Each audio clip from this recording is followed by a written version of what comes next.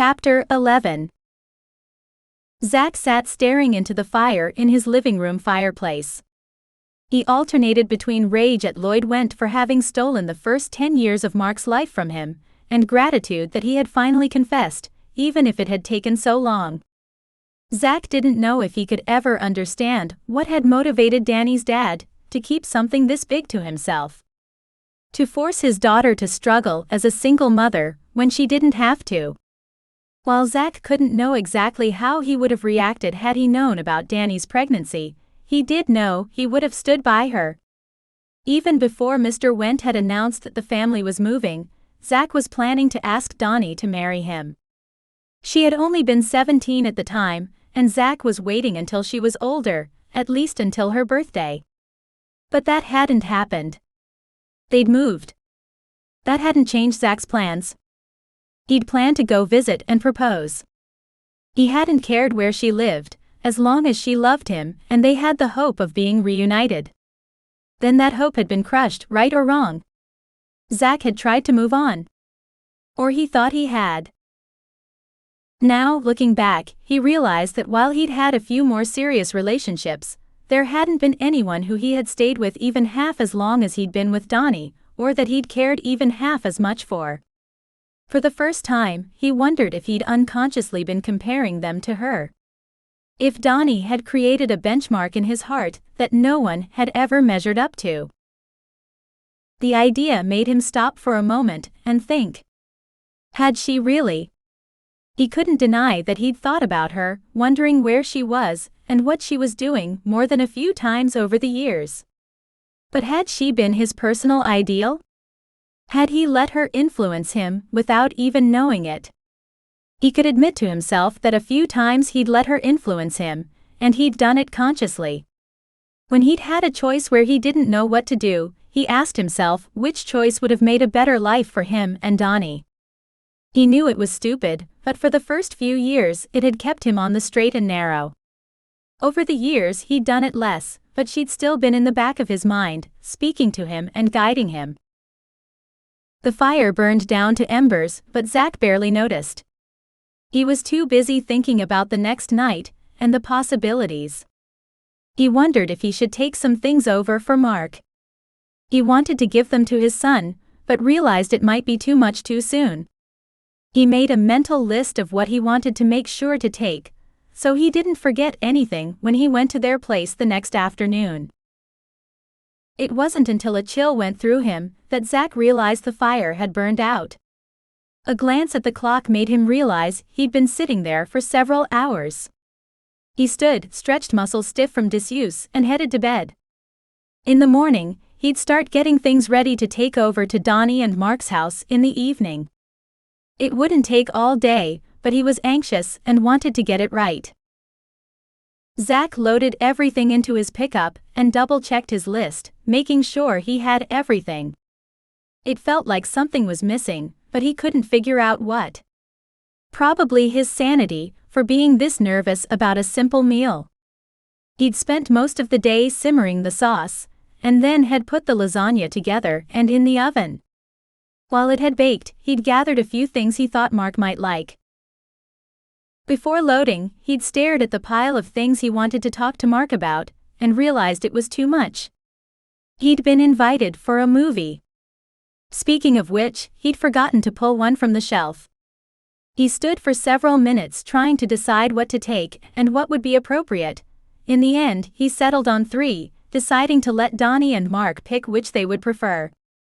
When the time came, he covered the pan and wrapped it in towels to stay warm, though they could just put it back into the oven if it got cold, then load it up. He was more excited about tonight than he wanted to admit, even to himself. He wasn't sure which was more nerve-wracking, the idea of seeing Dani again or getting to know his son. His son. Those words still echoed in his head.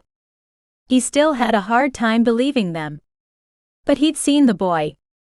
There was no doubting Mark was his. Not that he would have doubted Dani's word on it, but still, seeing a small copy of himself had sent a feeling through him that had been, and still was, unlike anything he'd ever experienced or thought he would. The time to leave arrived finally, and Zach was more than ready. He climbed into the truck and had to force himself to remain under the speed limit as he made his way to their place. Zach stood on the porch waiting for someone to answer the door. He held only the movies, having opted to wait until he could just carry in the still hot glass pan, instead of being stuck holding it while he waited for someone to answer the door. He didn't have to wait long before the door opened, revealing a half-sized version of himself. "Come on in, Mom's in the shower," Mark said. Zach frowned. Did he always let anyone who knocked in? Surely not. He asked to be sure. "Nope, she said I could open it for you and only you." He hopped from one foot to the other. "She said you were bringing the movie. What did you bring?" "Saw."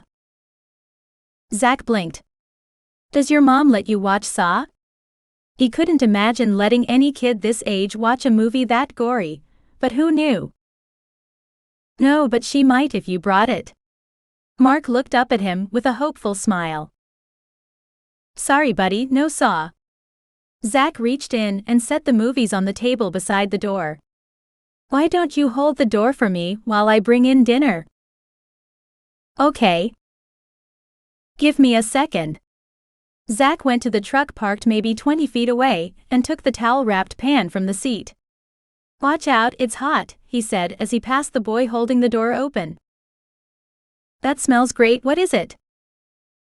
"You'll find out soon." "Which way to the kitchen?" "In here." The little boy pushed the door closed with a slam, then zipped past Zach to the kitchen. Thankfully, Zach was used to the energy and managed to keep from dropping the hot pan. He followed the kid into the next room and set the hot pan on top of the stove. He considered sticking it in the oven just to keep it warm, but decided it would be fine where it was. At least until Dani could be consulted. He had no doubt she'd know what to do. "What movie did you bring?" "I wasn't sure what you would like and what your mom would approve of, so I brought 3. I set them down next to the door. Why don't you grab them and we'll take a look?" He wanted to keep Mark busy until Dani was ready to join them. Mark ran out into the living room and Zach followed, though not as quickly. He just sat down on the couch while Mark was bringing the DVD cases to him, slower as he read the titles, when Dani stepped out of the bathroom down the short hall. The sound had Zach turning her way. She was dressed in what looked like cotton pajamas and barefooted, with her hair falling in wet curls around her face. "I thought I heard you," she said, rubbing a towel through her hair. "I'll be out in just a minute." "Take your time. We were just going to discuss our movie options." "Oh, what did you bring?" "Ghostbusters, Gremlins and Arachnophobia." "I thought they were all good choices, but Mom gets the final decision on what's appropriate." She pursed her lips as she thought about it. Seeing her mouth like that made Zach want to kiss her. "Go, finish what you're doing. We're good." Dani flashed a smile as she turned and disappeared through a bedroom door. "What is arachno?" "Arachnophobia," Zach said, helping Mark pronounce it. "It means the fear of spiders." "Mom hates spiders." "Does she?" Zach smiled. He had wondered if Dani had ever gotten past that. There had been an incident when they were dating, way back when, where she had screamed and ran upon spotting a spider. It had been a daddy-long-legs, and Zach had gently moved it to a new home, so it wouldn't bother her but could still eat other creepy crawlies. He hadn't forgotten when he chose the movie, but had thought she might have gotten past the fear by now. Maybe not. "What's this one?" Mark held up Ghostbusters. "Why don't you read the back and find out?" Zach watched as the boy sat down and concentrated for a few minutes on reading the synopsis on the backs of all 3 movie cases. "This one." Mark held up Gremlins. "I want to see this one." "That's going to be up to your mama. She gets to decide which we'll watch." "Ah." How come she gets to decide? Why not how come? Ha! The proper way to ask is why does she get to decide, not how come. And the answer is because she's the mom and she knows what's best. How come you, why do you correct the way I talk? I know why mom does, she tells me all the time. But why you? For several reasons, not the least of which is it's my job. Mark wrinkled his nose. Your job? How? I teach. Teach what? A little bit of everything. Zach leaned forward, resting his elbows on his knees. Do you like school? Sometimes. It's cool when we learn neat things, but I hate having to sit still all day. Most boys your age do. What's your favorite subject? Science. I like the experiments. What's your favorite experiment you've done? Zach wasn't just keeping him occupied, he was getting to know him a little at the same time. He likes anything messy, Dani put in as she emerged from her bedroom. Her hair was combed out but still damp. What have you two been up to? Talking. We discussed movies, then Mark asked why you get to decide which one we'll watch. Then we moved on to talking about school. She looked back and forth from Zach to Mark for a moment. Did you offer Zach something to drink? She asked Mark. Zach knew this was a lesson, so he remained quiet until Mark jumped up. No, I forgot. Mark turned to Zach. Can I get you something to drink? Tell him what we have, his mother prompted. Oh. Mark fell silent for a moment, then scrunched up his face and continued, we have water, milk, tea and soda. I think water will be fine, thank you. Mark went into the kitchen, and the sounds of cabinets and the refrigerator opening made their way back. Do you want ice? Mark yelled from the next room. Please. Thank you for not acting like I'm nuts for having him do this. I've found that having him do things is the best way to teach him. I totally get it. It's not a problem. About the movie, Dani kept her voice low, please tell me he didn't pick arachnophobia. She closed her eyes and a shudder shook her whole body. Zach couldn't hold back the chuckle. No. He told me you're afraid of them. Dani frowned. You knew that before you brought it. I'd hoped you'd gotten over it. Creepy things with too many legs. She muttered as Mark came back into the room. He took every step very carefully, as he carried an overfull glass in one hand. Sorry, it got a little full, he said as he stopped in front of Zach. No problem. Zach leaned forward, took the glass and sipped out of it until he could hold it without spilling. Thank you. The boy beamed and a dimple appeared in one cheek, exactly where Zach knew he had one just like it. Which movie do you want to watch, Mark? Dani asked, drawing both the boy's attention and Zach's. He didn't know which was more intriguing to him, her or the boy. This one.